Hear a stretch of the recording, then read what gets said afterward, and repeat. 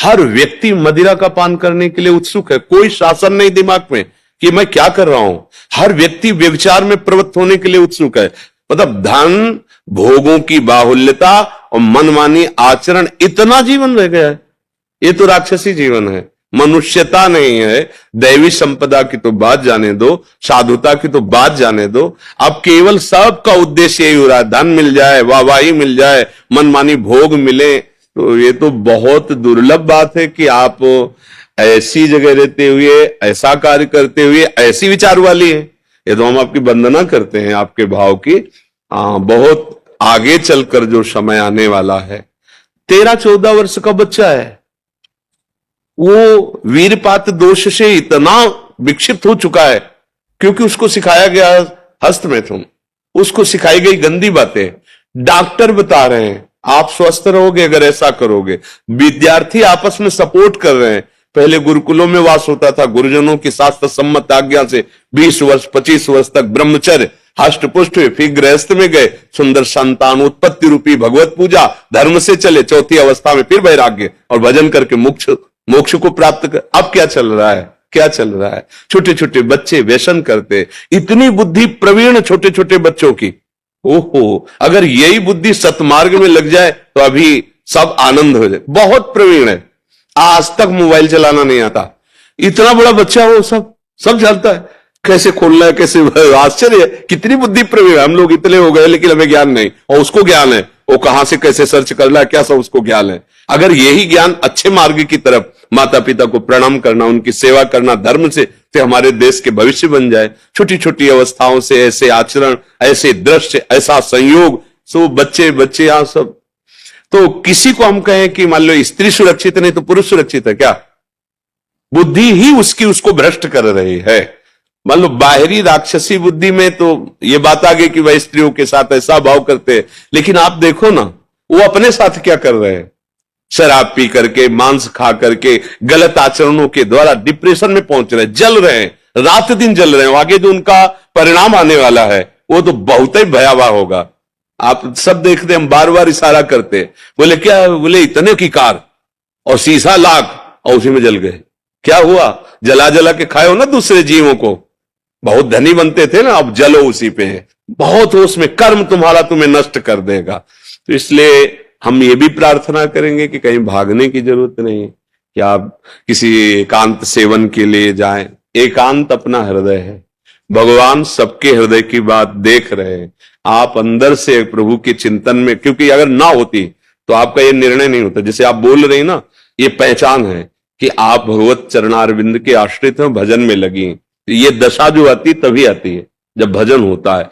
तो सत्य बात यह कि इतने बड़े विषय प्रपंच में रहती हुई तुम्हारे मन की स्थिति ये है, विषयों के बीच में बैठकर जो समाधि को प्राप्त होता है वही सच्चा महात्मा है। एकांत गुफा में समाधि में प्राप्त हुए, पर संसार में जब आए तब फिसल गए। इसीलिए अगर बाजार में बैठकर तुम ध्यानस्थ हो और घर में रहकर तुम बैरागी हो तो त्रिभुवन में तुम्हें कोई परास्त कर ही नहीं सकता। सोचो, कुछ ऐसे साधक हैं जो पत्नी सहित ब्रह्मचर्य लिए हुए हैं, हम उनको प्रणाम करते हैं। दोनों मित्र बन करके संयम से रह रहे हैं। कितना बड़ा ब्रह्मचर्य का नियम है, कितना बड़ा सद आचरण है कि एक ही घर में रहना और दोनों संयम से रहना। तो हमें तो लगता है इससे बड़ा संन्यास और क्या होगा।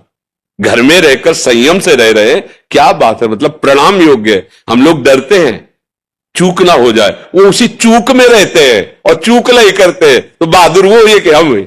तो हमें लगता है भागने की जरूरत नहीं है, हमको वही अभ्यास करना है जहां हमारी विरोधी वृत्तियां हैं। और अगर वह अभ्यास दृढ़ हो गया तो कहीं अभ्यास फेल नहीं होगा। और अगर एकांत में अभ्यास दृढ़ हुआ तो समाज में फेल हो जाएगा, और समाज में दृढ़ कर लिया तो एकांत में तो और वो गाढ़ भाव को प्राप्त हो जाएगा। भागने की जरूरत नहीं है। आज ऐसी हवा चल रही है कि कहीं भी, बात बहुत विवेक से समझना, अगर आप दृढ़ नहीं हैं तो कहीं भी कुछ नहीं है। आप दृढ़ हैं तो सब जगह वही है, और आप दृढ़ नहीं है तो सब जगह माया ही माया है। दो ही पक्ष है। वृंदावन आप बंबई से देख सकते हैं, लाइव देख सकते हैं। जब आप मंत्र जपेंगे, नाम जप करेंगे, चिंतन करेंगे, तो आपकी दृष्टि में वहां से लेकर यहां तक बीच में कुछ है ही नहीं, केवल सीधे वृंदावन दिखाई देगा।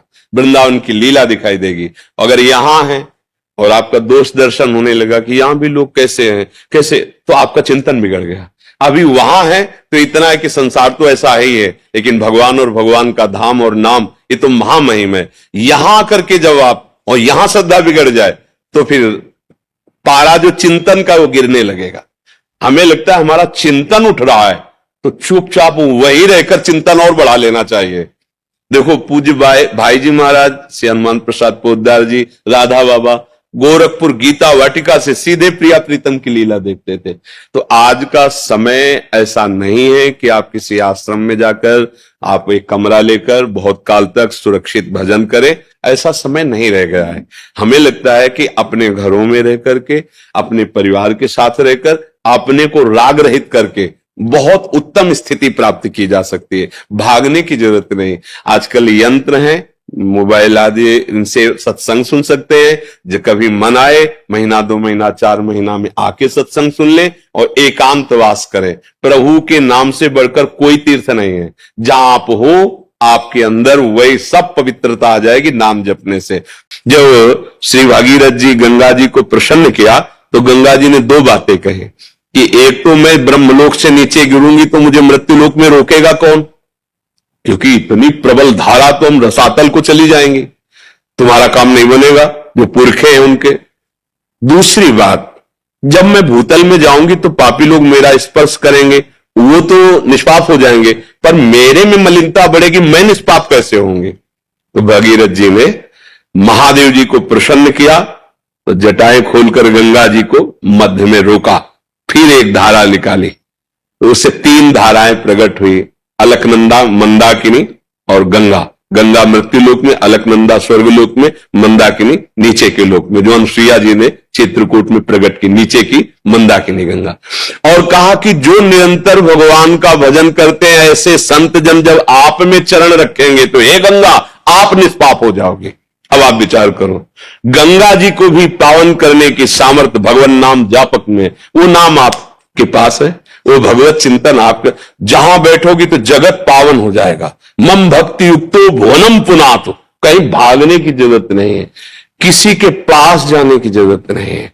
अगर हमें शब्द मिल रहा है तो सुन लो, आचरण उतार लो, सब काम बन जाएगा। हमें अपना काम बनाना है। मिठाई वाला कैसा, हमसे मतलब नहीं, हमें मिठाई से मतलब। मिठाई अच्छी लगी खा लिया, राधे साहब, उसे नहीं पूछते तुम कौन हो, क्या हो, तुमने खाया है, तुमने, तू जान, तेरा काम जान। तुम जो हमें मिठाई दे रहा है बहुत टाप की है, संत महापुरुषों के वचन, उनको पकड़ लो, वो आपको वहीं से दर्शा देंगे कि है क्या चीज। नहीं, आप पास रहते हुए भी हमें नहीं जान सकते, ना सत ना असत, दोनों का परिचय नहीं प्राप्त कर सकते। और जो हम कह रहे हैं भजन में लग जाओ तो तुम जहां होगे स्वप्न में तुम्हें परिचय मिल जाएगा कि कौन है। जागृत में तुम्हें अनुभूति होने लगेगी कि मुझे तो साक्षात ब्रह्म का दर्शन हो रहा है, मुझे तो साक्षात ब्रह्म का सानिध्य मिल रहा है। फिर कोई बात नहीं, जब अनुभव हो गया तो बात, जब तक अनुभव ना हो हमारी प्रार्थना है, मतलब कोई भी कहीं भी दूरी बना के रखो।